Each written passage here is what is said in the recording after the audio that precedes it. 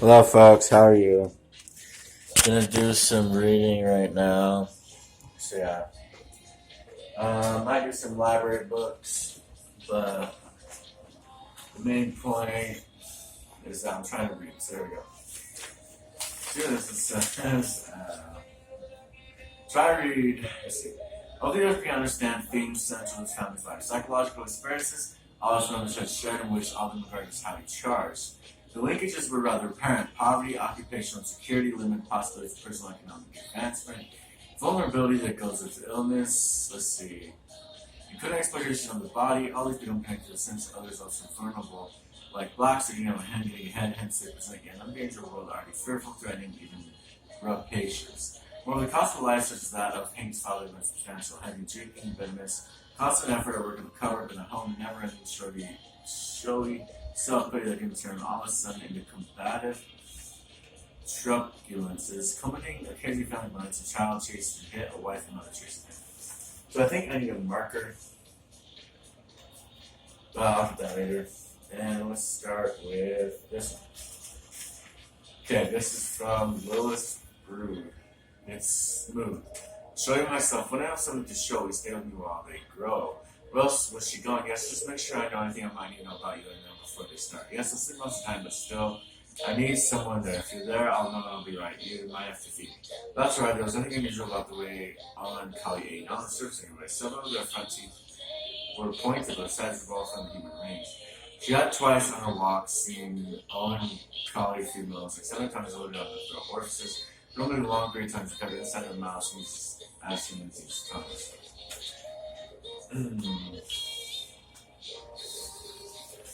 This one is from The Sense of an Ending. Mr. Mary was able to provide me with an email address from Mr. John Ford. I'm just trying to try to have a conversation with him. Mr. Veronica Ford had several hour contact details to be passed on. Mr. John Ford was clearly being cautious of himself. No phone number, no postal address. Remember Brother Jack sitting back on the sofa, careless and confident. Veronica just ruffled my hair and was asking her warning. Jack had winked at me, I hadn't winked back. I was fumbling my email, offering my condolences. Gonna be happier in memories of tears still hurt us than was the case. The situation has Jack to do with it. It's just gonna happen. I need to get up a marker. Well, I got one. Ah!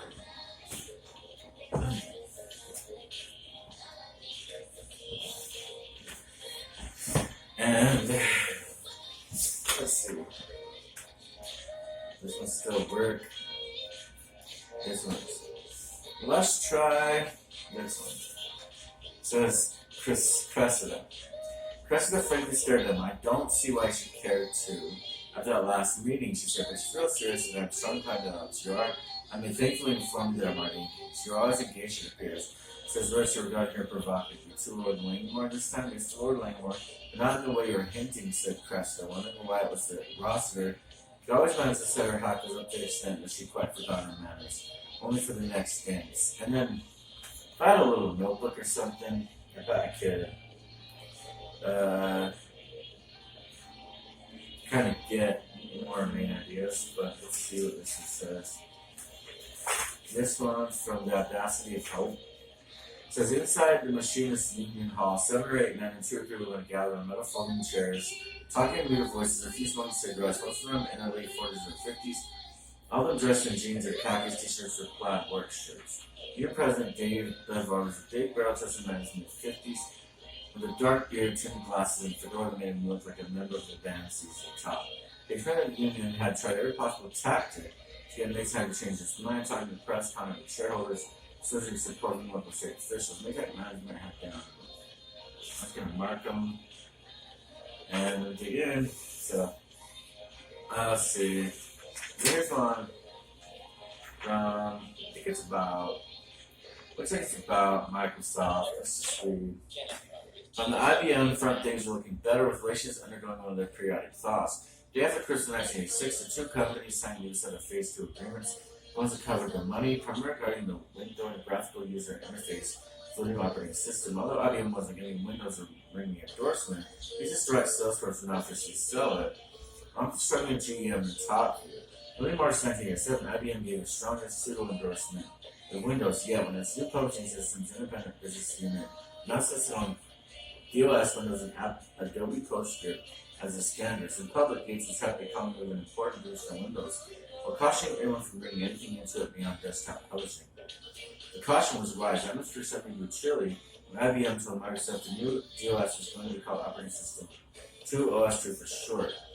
For its graphical user interface would not be called Windows with Presentation Manager preemption. And come to think of it, Bill Gates had long pushed the idea of a GUI bundle the operating system, but right after all, once PM was ready, Presentation Manager, we bundled with OS 2, and because it's time to change first version of OS 2, released without graphics support.